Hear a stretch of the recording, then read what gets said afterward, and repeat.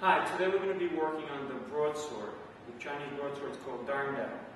So what we're going to be able to do is mostly this is held in the right hand, unless you're doing double sword. Okay, so the way this works is just figure eight we're going to start with. You're going to try to keep your arm as straight as possible. It's all a wrist action. So we're going to circle. It goes across, it goes close to your body. Think of cutting down. So you cut down. And it goes out to the outside of our body, and then down to the inside, and then the outside, and then the inside. Out, in, out, in. So you can see it from the side. Here it is. Out, in. On the inside, outside. Inside, outside. In, out. In, out. In, out. And that's basically, see my arm bends up very little bit, but not that much. So there's the cut. Right? There's your cuts. And of course you'll get faster with more practice. So now, the nice thing about this is that it can lead to a lot of other movements. So if we're going here, we can now start putting it behind us and pull it out. So here, so the most important thing is to practice this movement right here. Figure eights. Now let's do inverted figure eights. So inverted figure eights means that it's going backwards. So you're going to go down. It's going to go backwards like it's coming at you, and then it goes back up. But the cut this time is upward. So the cut's up. The other cuts, regular twirls, the cuts are downward. So the inverted, the cuts are upward. Up on the cuts. Up on the cuts. Just up. So think every time you have to cut up, right? And then it has to come back and cut back up. So every cut is up. Every cut is up. So now, let's go ahead and do that one I showed you before. I'll show you behind the back one, right? So we're going to go forward. This is a forward cut. Forward cut. Then it goes behind you. It tucks in.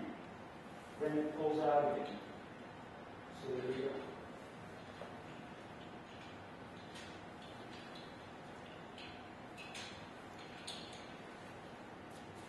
And it's kind of cool because now you can get into more movement. So you can go here. When you go here, you can do stuff like this. You throw it over. Of course, if you do this properly, you will not cut yourself because you're pushing it off your elbow over the top. This is a really cool twirl.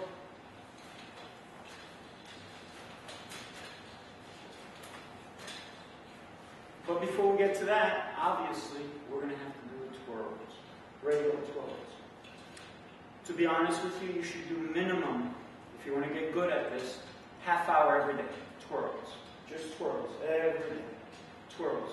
In the beginning, you might get calluses on your hands. They'll go away. Just keep doing it. When you get tired of that one, guess what? Try the other hand. Okay? So try the other hand. The other hand might not be as good, but guess what? It'll get better. Okay? A lot of people have a hard time. The other thing you want to be able to make sure is that you don't cut into your own leg. That'll be a terrible thing.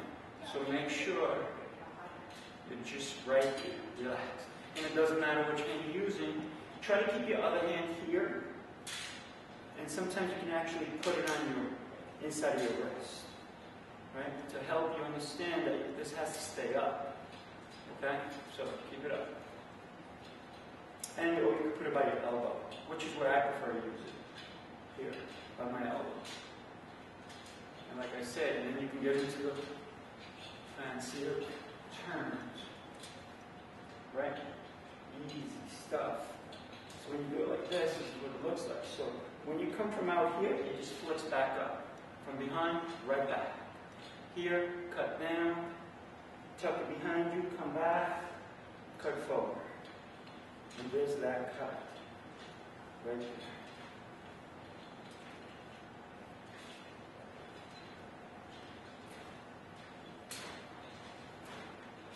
Just keep doing it.